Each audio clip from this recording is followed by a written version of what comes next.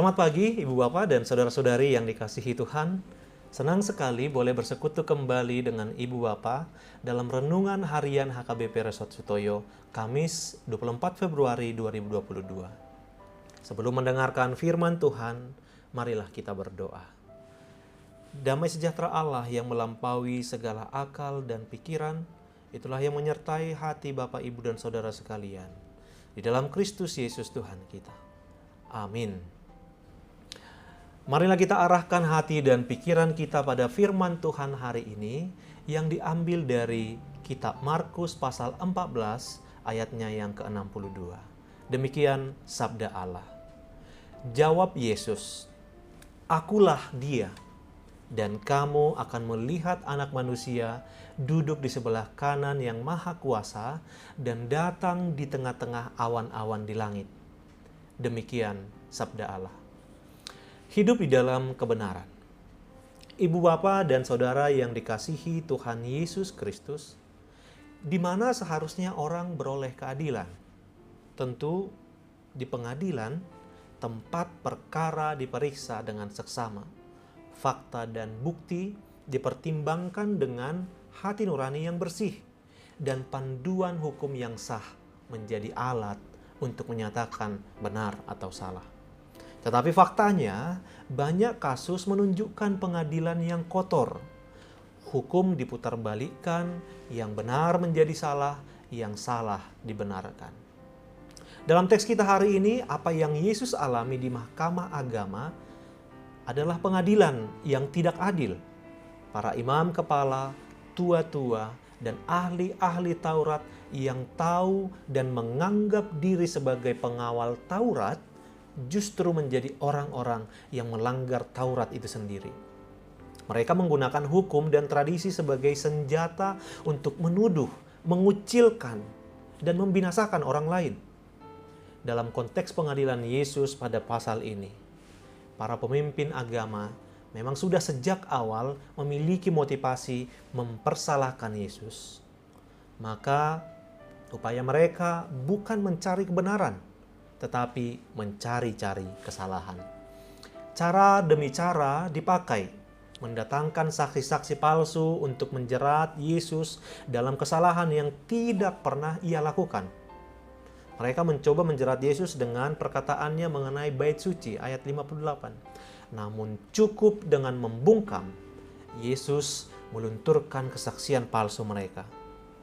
Sementara untuk dapat menjatuhkan hukuman mati, Mahkamah Agama memerlukan setidaknya 2 orang saksi yang mengatakan hal yang sama. Tetapi menariknya, inilah yang ditekankan oleh Markus. Kesaksian-kesaksian itu tidak cocok satu sama lain. Banyak orang yang mengucapkan kesaksian palsu, namun sekali lagi tidak sesuai satu dengan yang lainnya. Tak mudah menjatuhkan hukuman bagi Yesus karena ternyata sulit mencari 2 kesaksian yang sama. Saudara di dalam Kristus, lalu atas tuduhan apa akhirnya mereka menghukum Yesus?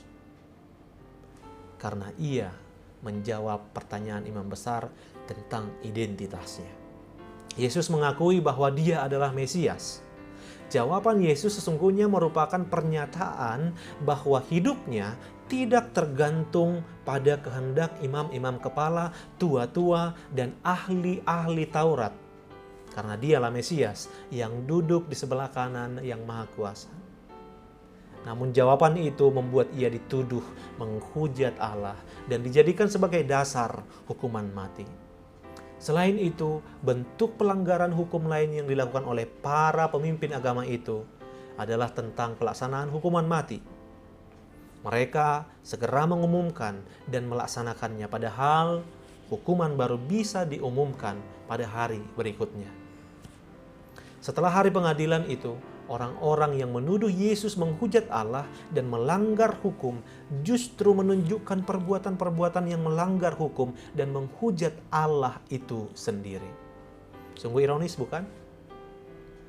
Jemaat yang dikasihi Kristus, dari proses pengadilan Yesus ini, kita belajar tentang beberapa hal. Yang pertama, apabila suatu upaya mencari suatu kebenaran dilakukan dengan suatu prasangka buruk atau dengan perasaan benci dan dendam, maka orang akan sulit melihat secara jernih suatu persoalan. Yang kedua, jika suatu upaya mencari suatu keadilan telah dicemari oleh suatu prasangka buruk terhadap sesama, maka keadilan bisa dihempaskan, lalu kebencian dan dendam dipandang sebagai suatu keadilan. Yang ketiga, jadikan kisah ini sebagai cermin.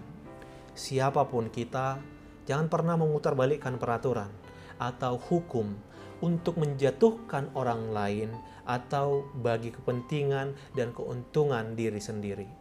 Berjalanlah lurus di atas prinsip-prinsip kebenaran, meski untuk itu ada hal yang harus Anda korbankan.